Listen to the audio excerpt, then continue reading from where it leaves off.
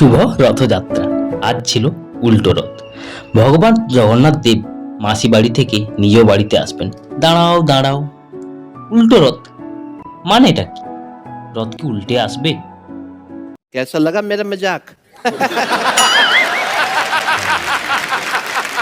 কি ঠিক তেমনটাই? এসেই যখন পড়েছ, তো উল্টো রথে মহিষাদল রাজবাড়িটার একবার সিনেমাটিক শট দেখাই তোমাদের।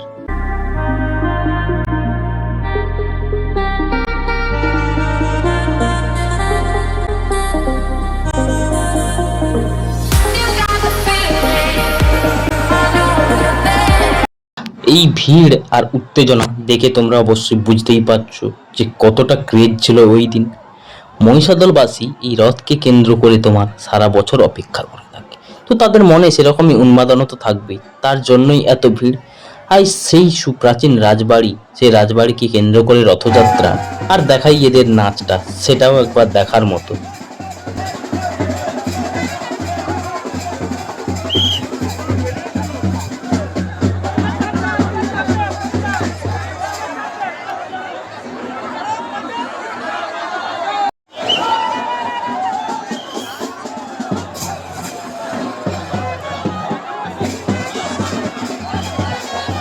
উল্টো রথে স্থানীয় ছেলেদের সেই কাদা মাখার মজাটা দেখলে, কারণ এটা হয় স্থানীয় যারা ছেলে তারা প্রত্যেকেই অপেক্ষা করে থাকে যে এই রকম দিন কবে আসবে। তো এই দেখছো এখন আমাদের রথ টানা চলছে, তখন অলমোস্ট বাজে বিকেল 3টে। সত্যি কত মানুষের মেলবন্ধন হয় বলো তো এই রথযাত্রাকে কেন্দ্র করে।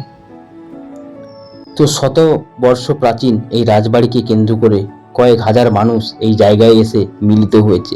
তো সেখানে রাজবাড়িকে কেন্দ্র করে অবশ্যই একটা শুটিং স্পট তৈরি হয়েছে। সেই জায়গায় নানা রেস্টুরেন্ট, আর বিকেল বেলা হলে তোমার প্রিয়জন আমার প্রিয়জন প্রত্যেকে গিয়ে এই জায়গায় বসে আড্ডা দেয়। সত্যি এরকম একটা গ্রিনারি আর চারিদিকে পরিবেশ আর উন্মাদনা রথকে কেন্দ্র করে দেখো তোমাদের যেটা দেখাচ্ছি। আর এই রথকে কেন্দ্র করে যেমন মেলা বসে, আর রথের পাশে দেখো সুন্দর সুন্দর মিষ্টি কিন্তু বসেছে, এটা দেখবার মতো। বিভিন্ন রকমের রংবাহারি মিষ্টি কিন্তু দেখতে খুব সুন্দর লাগছে। তাহলে বলো মহিষাদলবাসী, যে তোমাদের প্রিয় রথযাত্রা আমার ব্লগে দেখি কেমন লাগলো। আর যদি ভাইয়ের ব্লগ ভালো লেগে থাকে, ছোট্ট একটা লাইক আর কমেন্ট করে জানিও যে আই লাভ মহিষাদল বলে। তো ততক্ষণের জন্য ভালো থেকো, সুস্থ থেকো। দেখা হবে এরকম একটা সুন্দর ব্লগে আগামী বছরে। অনেক অনেক শুভেচ্ছা।